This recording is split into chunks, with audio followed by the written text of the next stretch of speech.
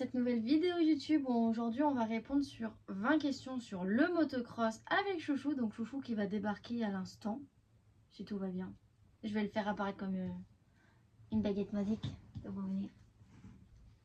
Es-tu prêt à mon interview? Moi, toujours. Bonjour à tous. Du coup ça va me faire temps parce que là, moi, ça n'est pas écrit pareil. Est-ce que le motocross est-il un sport dangereux ou pas? Pour quelle raison? Oui, le motocross est un sport vraiment dangereux. C'est l'un des sports les plus dangereux où on peut se blesser le plus facilement. Parce qu'on a beau avoir des équipements, des protections, ça nous protège, mais des fois on peut se blesser sur des petites chutes banales ou sur des plus grosses chutes où là par contre ça peut faire très mal. Donc il y a plusieurs facteurs. On peut se blesser tout seul en faisant une erreur. On peut se blesser quand on est pris avec d'autres pilotes. C'est possible notamment en course où ça arrive régulièrement. Et donc en fait on peut se blesser aussi que ce soit dans un virage, dans une réception de saut, dans des whoops, dans des vagues. On peut se blesser vraiment un peu à n'importe quel moment. Parce que c'est vraiment un sport où il faut être concentré de A à Z. Et si on perd la concentration, par exemple, on prend une ornière, ce qui est dans les virages, ce qui nous permet de caler la moto pour gagner du temps dans le virage. Si on a une roue avant qui est dans une ornière, la roue arrière qui est dans l'autre ornière, on va forcément chuter. Et on peut très facilement se blesser, même sur des petits virages comme ça, tout bête, tout simple. D'accord. On va s'accomplir. Ton sport. Oui. Question numéro 2. Est-ce que c'est un sport physiquement difficile? Oui, c'est un sport très physique qui demande quand même une bonne condition. Moi, je ne suis pas un grand pilote de Grand Prix. Donc j'ai quand même beaucoup de difficultés. Il faut par exemple que moi je continue à travailler mon physique. Mais c'est un sport très physique, notamment au niveau des avant-bras, au niveau des épaules, au niveau des jambes. Parce que c'est principalement avec ça et les abdos qu'on tient la moto. Donc on peut avoir mal aux avant-bras parce qu'on joue avec l'embrayage, l'accélérateur et le frein. Notamment le frein avant, pour ceux qui connaissent, parce que le frein arrière est au pied. On travaille les abdos, le gainage pour tenir la moto, pour pas s'envoler. Et on tient aussi la moto avec les jambes, les genoux. Donc c'est vraiment très physique parce qu'en plus on bouge beaucoup. Sur la moto, normalement on n'est quasiment jamais assis, sauf dans un virage, donc toujours debout en train de tenir la moto. On a les trous parce que le terrain change en fonction du roulage. Donc tout au long de la journée, le terrain va changer. Donc il va falloir constamment s'adapter, amortir les trous, passer à côté, trouver des traces. Donc c'est un sport très physique parce qu'il demande beaucoup de mouvements de la part du pilote. Je voulais dire un truc, mais je l'ai perdu. J'ai noyé mon truc. Du coup, question numéro 3. Faut-il être en bonne forme physique pour faire du motocross? Pas forcément. Non, c'est un peu contradictoire ce que je veux dire, mais je connais certains pilotes qui n'ont plus le physique qu'ils avaient par exemple il y a 15 ans. N'empêche qu'ils arrivent à être suffisamment rapides, même plus rapides que moi. Je ne suis pas un pilote d'élite, qu'on se le dise, je ne suis pas un top pilote, comme j'ai déjà dit. Mais il y a certains pilotes, même si du coup ils n'ont plus cette condition physique avec l'âge, avec le temps qui est passé, sur les quelques tours qu'ils vont faire, ils peuvent nous battre très aisément. Donc il faut une bonne condition physique, mais juste avec une bonne technique et juste suffisamment d'endurance pour tenir une manche, ça fait la différence. Pas besoin d'avoir non plus un gros physique, tant qu'on a la technique et l'endurance pour 15 minutes, on fait une bonne course. Eh oui, c'est vrai. Je l'ai vu à plusieurs reprises d'ailleurs. Oui. La personne va sûrement passer. Regardez cette vidéo. Peut-être. Il y a Elle se moyen. reconnaîtra. Oui. Question numéro 4. Est-ce que les sauts sont tous dangereux? Tous, non. Certains, oui. D'autres, non, pas du tout. On a différents types de sauts. Donc on a les tables classiques, donc saut long. Et donc notre but est d'arriver dans la réception du saut ou au plus long possible sur la hauteur. On a aussi des sauts qu'on appelle des camels, où on a un premier saut, une vague, enfin une sorte de trou, et une montée. En fait, nous, notre but, c'est de prendre le premier saut pour atterrir dans cette réception plus haute. Donc ça, c'est des sauts dangereux parce que si on se loupe, on peut se faire très mal. Parce que si on est trop court, notre trou avant peut taper le haut de la réception. Et donc on fait un soleil, on fait un beau coucou soleil, on s'écrase parce qu'on n'était pas assez haut et on a planté l'avant. On a des sauts aussi qui peuvent envoyer plus haut. Donc si on ne serre pas bien la moto, on peut la lâcher dans les airs, c'est très très dangereux. Mais ce n'est pas tous les sauts. Il y a des sauts vraiment comme les tables, des sauts très simples. Il y a des petits sauts qui peuvent être dangereux, des petits sauts simples, des grands sauts simples et des grands sauts compliqués. Ça dépend vraiment du terrain, de comment est préparé le terrain, comment est l'appel, donc l'endroit où on décolle du saut, comment est la réception. C'est tout un tas de petits facteurs qui déterminent si un saut est dangereux ou pas. Bien sûr, après, ça dépend du niveau de chaque pilote. Un pilote expérimenté, des sauts vont être dangereux pour lui, mais la plupart ne le seront pas forcément. Un pilote débutant comme moi, certains sauts pour la plupart des gens ne seront pas dangereux. Pour moi, ils peuvent l'être un petit peu.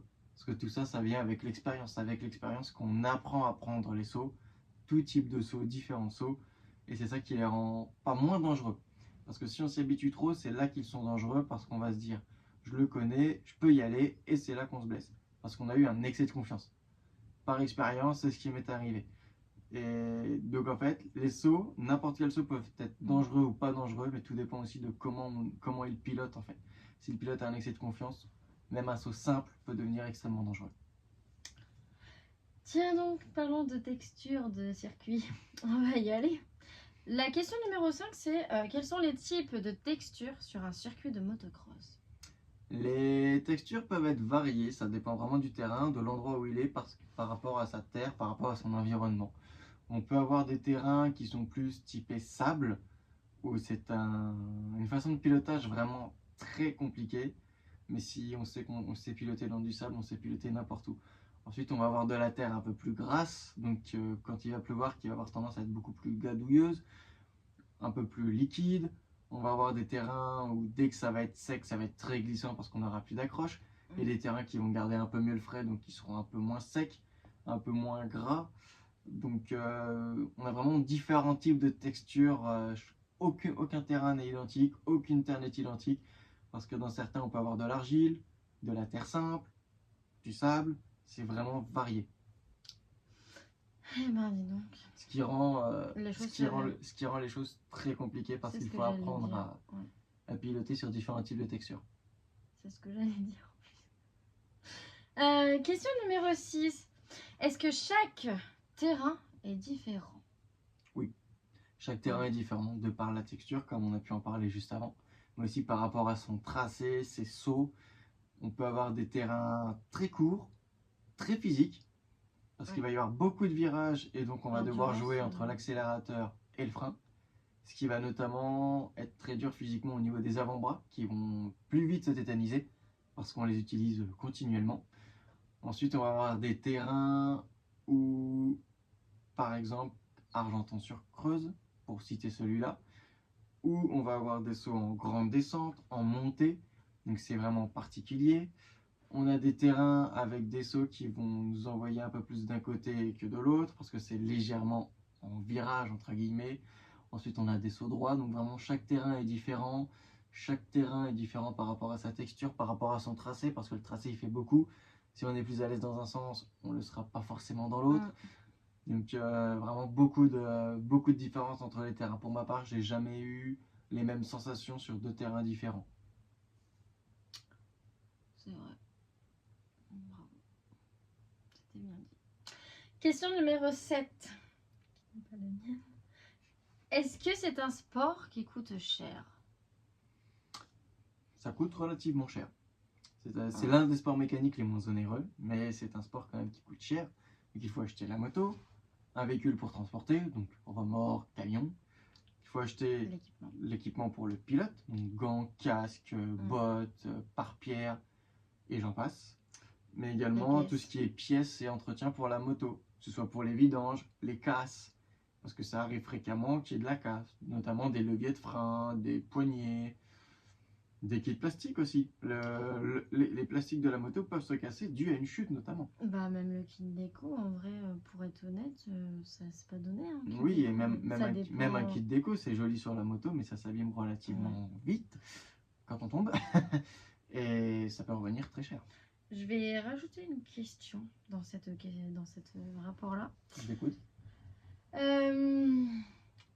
Quel est le prix du coup pour faire une course? C'est important aussi parce que ça rentre dans la partie frais du sport en fait. Enfin, c'est un truc qui est important d'en parler, je pense. Ah oui, tout à fait. Donc si on fait une moyenne sur une course en FFM, donc ce que je fais, déjà en frais d'inscription on est à 50 euros. Si on compte l'essence utilisée pour la moto et le camion, on va dire qu'on peut mettre, en fonction de là où est le terrain, on peut mettre facilement 50 euros dedans, je pense. Oh, peut-être pas. Allez, on va dire 30 euros. Bon. Ça va être une moyenne si c'est proche ou si le terrain est loin. Ensuite, on va prendre une location, par exemple, si on vient le samedi, comme moi, pour préparer la moto, pour passer les contrôles, pour être tranquille le dimanche. Oui, des fois on en a pris des locations, oui. Ça, on peut rajouter 25 euros par personne. Ensuite, il faut compter tout ce qui est le repas du soir, le repas du dimanche midi. Donc nous, en général, on se fait des repas maison, donc ça coûte moins cher, mais on peut monter à 15-20 euros d'alimentation sur la journée. Donc juste avec ça, on a 50 euros d'inscription, 30 euros d'essence, 25 euros de location, donc on est déjà à quasiment un peu plus de 100 euros. On monte à 120 environ avec la nourriture, voire même plus. Donc sans exagérer, je dirais qu'un week-end de course, à mon niveau, ça coûte au moins 150 euros environ. En partant du principe qu'il n'y a pas de grosse casse ou il faut changer de pièce. Et dans tout ce qui est la partie coûte cher, on est un peu dans la partie finance du coup du sport. Parce que du coup j'ai des questions qui me viennent au fur et à mesure, donc je pense que ça va plus être 20 questions, mais c'est pas grave, parce que c'est important. Il y a aussi le fait de penser que la moto, faut mettre de l'essence dedans. Oui, c'est vrai. Sauf que, est-ce qu'ils savent le type d'essence que tu mets, toi? Ça dépend. L'essence, ça dépend. Ça dépend si vous avez un moteur 2 temps ou un moteur 4 temps. Si vous avez un moteur 4 temps, vous pouvez mettre entre guillemets n'importe quel type d'essence. Les moteurs sont solides. Mais je vous conseille de mettre du Samplon 98. C'est mieux pour le moteur, c'est plus gras. C'est mieux pour lui. Et en ce qui concerne le 2 temps, pareil. Sauf que, attention, faut pas mettre de l'essence pure. Faut faire un mélange avec de l'huile. Parce que c'est la particularité du 2 temps. Il ne faut pas lui mettre que de l'essence. Il faut lui faire un mélange avec un pourcentage précis. Donc on a des mesures à respecter. Par exemple, on va mettre 50 centilitres d'huile pour 200 litres d'essence par exemple. Donc voilà, on a deux types de carburant à mettre en fonction du moteur qu'on a. Qu'est-ce que je voulais dire de plus? Je crois que si ta licence, parce que c'est aussi un coût. C'est aussi un coût niveau finance. La licence a un coût. Alors, parce qu'on fait pas de la motocross comme ça. Hein. Non, non, non. Il y a deux types de licences en FFM. Il y a licence entraînement, licence compétition. Et pour avoir eu les deux, en licence entraînement à l'année, en comptant l'adhésion à un club, parce qu'il faut être adhérent d'un club de motocross, sinon on ne peut pas avoir la licence. La licence entraînement revient à 300 euros environ. Et la licence compétition revient à 400 euros. Au niveau finance, on a tout mentionné, je pense. Oui, on n'est pas trop mal. À part s'il y a d'autres choses qui nous reviennent, ou là par contre on rajoutera. Oui. Mais du coup, voilà pour cette partie-là. Question numéro 8. Comment se passe une journée de course? Alors une journée de course, on va partir avec le samedi, puisque moi j'y vais le samedi. Donc on arrive sur le terrain le samedi en début, milieu d'après-midi. On s'installe, donc on met le paddock, on met donc nos barnums, on sort les motos, on met un peu les tables, on prépare notre petit coin. Ensuite on a les contrôles administratifs où des officiels vont contrôler nos licences, nos pièces d'identité. Pour être sûr que ce soit bien nous qui roulions, qu'on soit bien inscrits, qu'il n'y ait pas d'erreur, de fraude ou autre. Ensuite on fait également un contrôle technique sur la moto. Donc on récupère un papier pendant notre contrôle administratif où on note des informations sur la moto. comme le numéro de série qui est inscrit sur le cadre, quel genre d'équipement on a, est-ce qu'on a casque, gants, est-ce qu'on a tout ce qu'il faut. Et ensuite, direction le contrôle technique, où là, on passe la moto au sonomètre. Donc là, c'est l'épreuve un peu redoutée par tout le monde, parce que la moto ne doit pas faire plus de 112 décibels, sinon on ne peut pas rouler. C'est les lois, c'est les normes, il ne faut pas dépasser. Donc il y a le contrôle technique de la moto, où il contrôle également les embouts, pour savoir s'il n'y a rien de tranchant, pour blesser d'autres pilotes en cas de contact, comme les embouts des leviers, le sélecteur de vitesse, les embouts des poignées. Et il y a aussi la vérification des normes au niveau du matériel, donc au niveau du casque et du pare-pierre. Comme ce sont deux équipements de protection vraiment très importants, ça peut vous sauver, littéralement ça peut vous sauver. Donc là-dessus, faut pas plaisanter. Et en fait, ils contrôlent qu'on soit bien aux normes. Si notre casque est par exemple à la norme de l'année d'avant et cette norme n'est plus en vigueur, on l'a augmenté au niveau de sécurité, on ne peut pas faire la course avec ce casque-là. Parce qu'il n'est pas aux normes, donc il n'est pas homologué, il n'est pas apte à rouler. Et c'est la même chose pour le pare-pierre. T'avais que ça à dire pour une journée de course? Non, non, non, tu fais bien de me le dire parce que du coup je me suis arrêté au contrôle technique qu'on fait soit le samedi, soit le dimanche. Donc là ensuite on va attaquer le dimanche. Après il faut savoir que le contrôle technique dans la première vidéo compétition qu'on avait fait à Donnery justement, Oui. On l'avait mis dedans parce que je pense que c'était aussi important de mentionner cette partie-là parce que c'est tout autant important dans une compétition en fait de montrer chaque phase. Tout à fait, et puis c'est un élément important parce qu'en fait c'est là qu'on côtoie entre guillemets le plus les officiels, parce qu'ils vont vraiment contrôler la moto et le matériel du pilote, donc casque et pare-pierre comme je l'ai dit précédemment.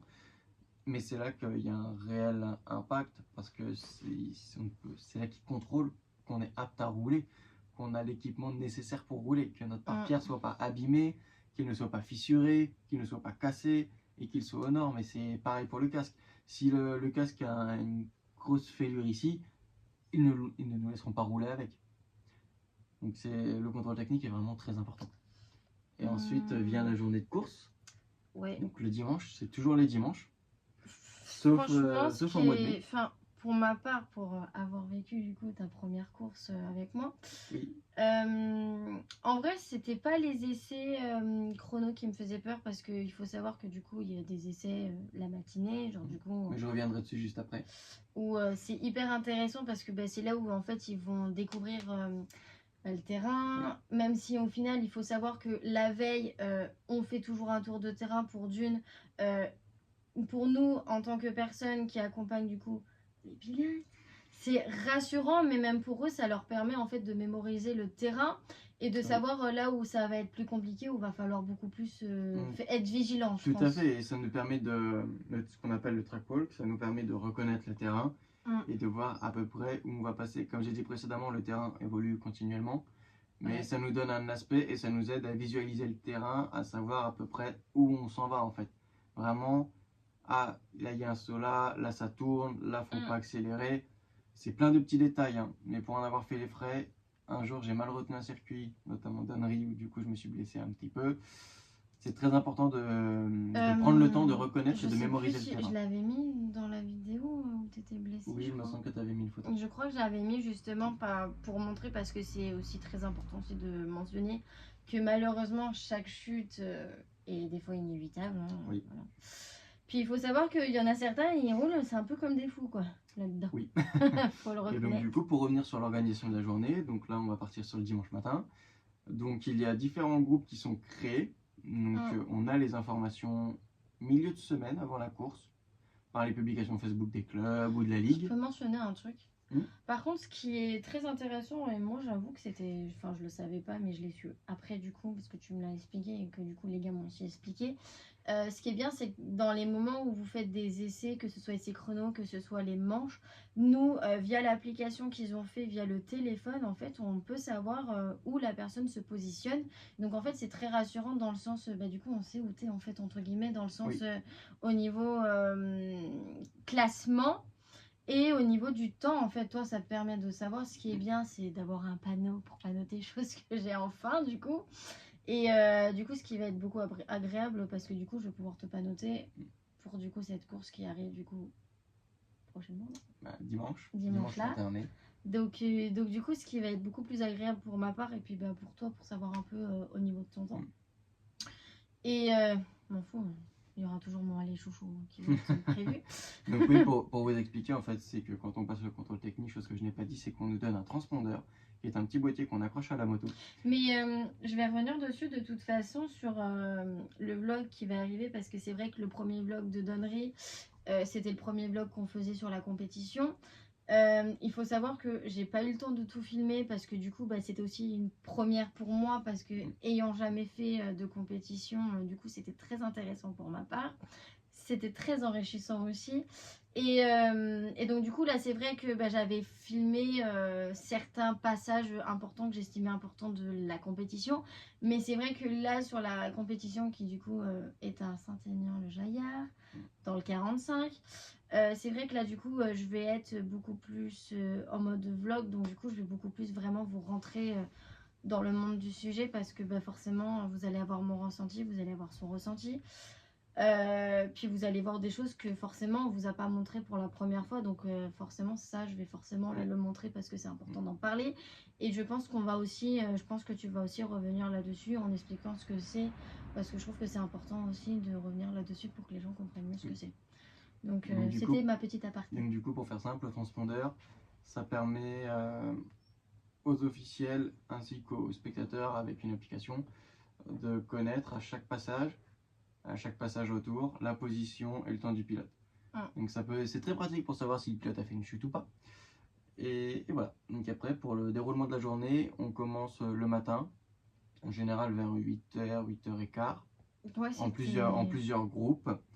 Et donc il y a d'abord les essais libres, où là pendant 15 minutes on roule et on découvre le circuit, on essaye de s'y faire, commencer à envoyer quelques sauts, voilà, prendre confiance sur le terrain. En fait, il faut s'avouer, c'est le moment où, en fait, en fonction du terrain, s'il a été bien mouillé, c'est le moment où ils reviennent dégueulasses. Voilà, il n'y a pas de mots. Je pense que le smiley gros rigolo va arriver. Mais c'est réel, parce que franchement, par contre, il y a un truc que moi je trouve ça important quand du coup tu es femme d'un pilote, c'est toujours penser à avoir le kit de secours, la brume d'eau pour les avant-bras, parce que franchement ça se contracte de fou, parce que franchement t'étais bien content que je l'ai pour le coup, et de toute façon je la ramène parce que très clairement je vais en avoir besoin, que ce soit toi ou moi, parce qu'il va faire très chaud aussi. Mais franchement, il y a pas mal de choses où c'est vrai qu'on ne parle pas forcément, on parle beaucoup plus du pilote, mais même par rapport au fait des femmes de pilotes, en fait, il y a pas mal de choses qu'on ne pense pas forcément en dire. Et c'est important aussi d'en parler et de le montrer. C'est aussi une partie, c'est très bête à dire, mais c'est aussi une partie aussi importante, parce que bah, faut pas croire, mais on est aussi présente, très présente pour vous. Enfin, franchement, au final, t'es bien contente que je sois là. Oui.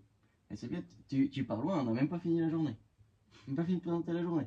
C'est bien, hein. Donc oui, Mais c'est pas grave, la vidéo. ma compagne Alicia a raison, hein, la femme d'un pilote est vraiment très utile pour le pilote, on n'en parle pas. Mais justement, ça va me permettre de rebondir sur le reste de la journée, parce qu'elle a un rôle de soutien, elle nous soutient quand on chute. Elle est toujours là en fait pour nous remonter le moral même quand ça va pas, parce qu'après il y a les essais chrono qui durent aussi 15 minutes, mais là c'est très compliqué de faire un bon chrono, parce qu'en général c'est là que les gens essayent d'envoyer, donc c'est là qu'ils font des erreurs, qu'ils chutent, et donc nous ça nous bloque. Donc justement quand on fait des mauvais chronos par exemple, ma compagne va venir me rassurer, va venir me réconforter, donc elle a vraiment un rôle important. Je rebondis sur les essais chrono dans le sens où en fait déjà il faut savoir que ce qui est important pour nous en tant que spectateur ou spectatrice, c'est de voir la ligne où vous partez. Chose qu'en fait je vais pas me faire avoir cette fois-ci, parce que je me suis fait avoir la première fois. Et pour être très honnête avec vous, j'ai un ressenti sur la première où du coup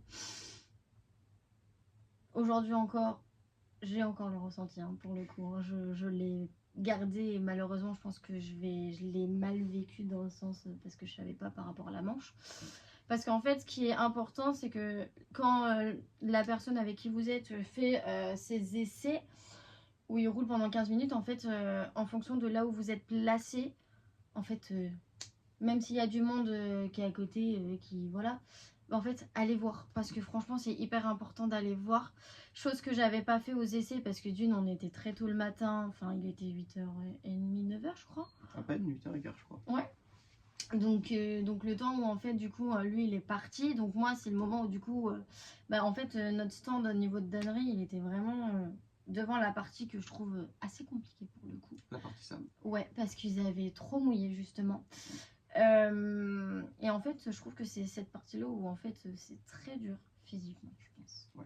Bah franchement pour toi c'était très dur. Oui, pour moi c'est très dur, mais parce que je n'ai pas l'habitude, j'ai jamais appris à rouler sur ce genre de texture encore. Donc, Bah en fait je pense que tant que t'as pas fait toutes les textures en fait et tout, je pense qu'en fait c'est ça aussi qui te... Ah bah oui, je suis pas un pilote très expérimenté. qui te pénalise entre oui. guillemets. Et c'est là qu'on peut rebondir sur les manches, parce que les manches, moi dans mes catégories, en général c'est 15 minutes plus un tour. Et les manches se font l'après-midi, on a 2 manches. Donc c'est pour ça qu'il faut essayer de faire un bon chrono le matin. Pour savoir dans le classement. Pour pas trop mal se placer sur la grille de départ aux manches, parce que c'est ce chrono-là qui détermine notre place sur la grille. Et si on peut bien se placer sur la grille, on peut très bien partir.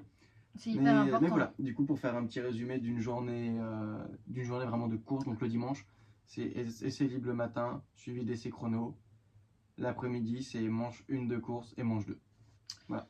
On va revenir sur par rapport au fait des manches, parce que c'est aussi important d'en parler, par rapport au fait de la grille, par rapport au fait des positionnements, parce que vous avez chacun un positionnement différent sur une grille.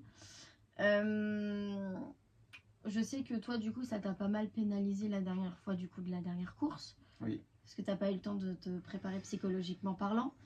Et que du coup ça a été aussi redit du coup aux personnes qui du coup s'en occupent. C'est la fédération je crois qui fait ça. Oui, c'est les officiels, c'est la fédé. Et en fait moi le problème que j'ai eu c'est que je devais me mettre à une place.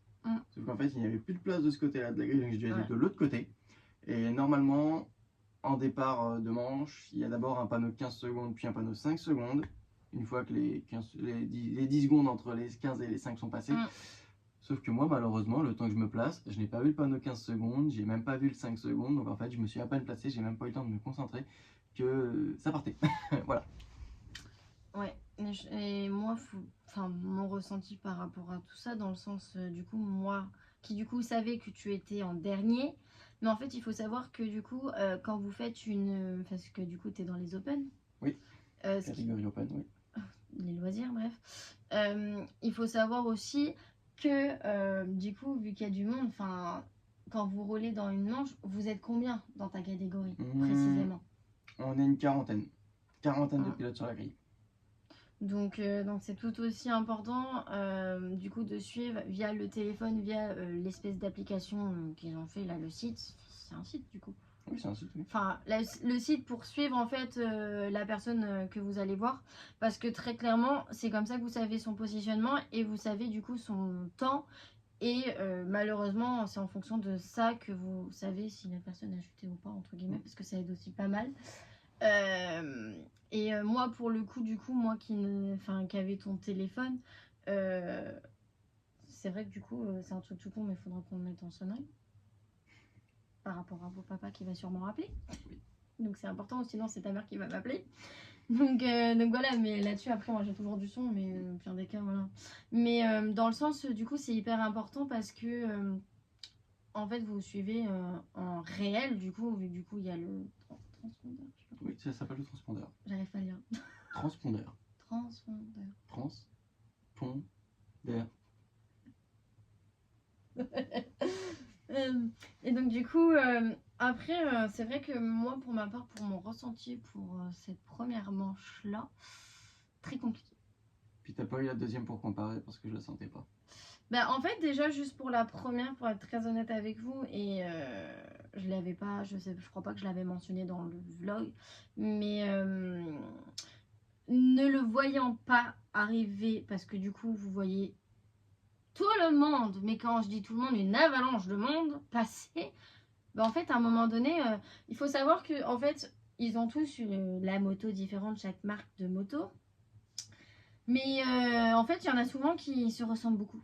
Donc du coup en fait c'est très compliqué. Donc généralement Il y en a, ils se fient par rapport à la tenue de la personne ou par rapport à ses numéros qui du coup marqués sur la moto. Moi, généralement, ce que je fais, c'est je regarde le numéro. Parce que des motos rouges, c'est pas que je veux pas dire, mais des Honda, il y en a beaucoup. Il n'y en a pas qu'une. Et moi, en réalité, c'est via tes numéros que je me fie. Ouais. C'est simple. Question suivante. Question suivante. Nous en sommes du coup, et pour un entraînement, parce que je voulais vraiment détailler. Bah, un entraînement, c'est beaucoup plus simple. On arrive sur le terrain, on doit rouler, on paye l'entrée, et en fait, on roule. On roule, on a des horaires, on peut rouler par exemple de 14h à 18h.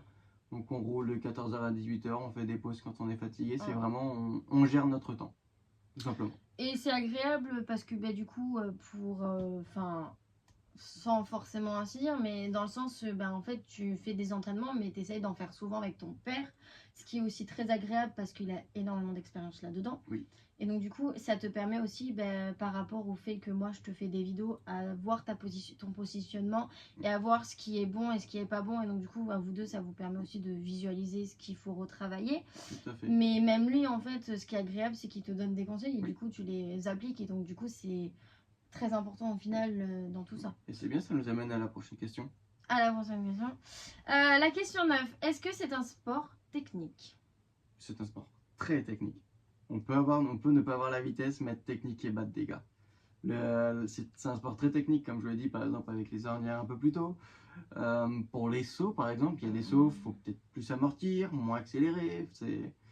Les positions, est-ce qu'on prend à l'intérieur, est-ce qu'on prend à l'extérieur d'un virage. C'est vraiment très technique. Et par exemple, quelque chose où on peut perdre du temps, c'est arriver à un virage, on laisse couler la moto. On n'accélère pas pour freiner. On laisse couler, en fait, on perd du temps plutôt que d'accélérer et freiner assez fort. Tout ça, c'est de la technique, c'est beaucoup de choses. Donc, c'est un sport vraiment très technique. Oui. Question numéro 10. Faut-il s'y connaître en mécanique? C'est conseillé. C'est conseillé parce que du coup, quand on J'ai envie de dire un truc en rigolant, mais je sais qu'il y a quelqu'un qui regardera cette vidéo et qui rigolera. Faut avoir un beau papa qui sait super bien faire de la mécanique. Top du top. Il rigolera, je pense, quand il verra ça. Oui, il rigolera, mais du coup, c'est bien d'avoir certaines bases. Ouais, en mécanique, franchement. Sinon, c'est dans la merde. Bah sinon, ça coûte super cher de faire réparer son moteur, de changer une pièce. Quand on peut la faire soi-même, on achète juste la pièce, on paye pas la main d'œuvre. Franchement, tu penses que ça coûterait combien en vrai? Ça dépend des travaux à faire sur la moto. C'est une question que j'ai à poser à ton père, je crois. Mais par exemple, pour changer un pneu, le prix moyen c'est 25-30 € de main d'œuvre, sans compter l'achat du pneu. Donc quand on peut le faire soi-même, ouais, bah en fait c'est bien d'avoir des personnes qui s'y connaissent, quoi. Enfin en mécanique. Franchement, en vrai t'as de la chance d'avoir ton père. Oui, j'en estime heureux d'avoir mon père qui était mécanicien. Franchement, t'as vraiment de la chance là-dessus. Bon, passons à la suite. Question numéro 11. À quel âge peut-on commencer le motocross? On peut commencer à mettre les enfants, allez, je vais dire à l'âge de 4 ans sur les petites motos, tranquillement. C'est trop bien, franchement. En fait, il n'y a pas d'âge parce qu'il y a des motos un peu pour tout type. Il y a des motos pour les touches-tio, comme les Piwi, les petites 50. Bah, simple, en fait, le stage à Neuvy-sur-Baron, c'est ça, je crois. Oui. Il y avait des petits et en fait, c'est très important parce que du coup, ça permet aussi de voir comment eux, ils évoluent après dans le temps. Mais donc, du coup, c'est très important parce que tu sais qu'au final, tu peux commencer très tôt, en fait. Oui. Et donc, oui, tu peux commencer très tôt, comme tu peux commencer plus tard. Après, je pense que... C'est mieux de commencer tôt. Ouais, c'est plus facile d'apprendre quand t'es gamin. Parce que après, t'as la technique, donc du coup, t'apprends plus facilement. Puis quand t'es gamin, tu écoutes ce qu'on te dit et puis en général, tu fais. Ouais. Quand t'es grand, tu réfléchis un peu trop à ce qu'on dit. N'est-ce pas? J'avais un message à faire passer, je crois. Question numéro 12. Depuis combien de temps en fais-tu? Alors, j'en ai fait 2 ans, donc de mes 6 à mes 8 ans. Après, j'ai dû arrêter. J'ai repris là, ça fait 1 an et demi, bientôt 2, je dirais.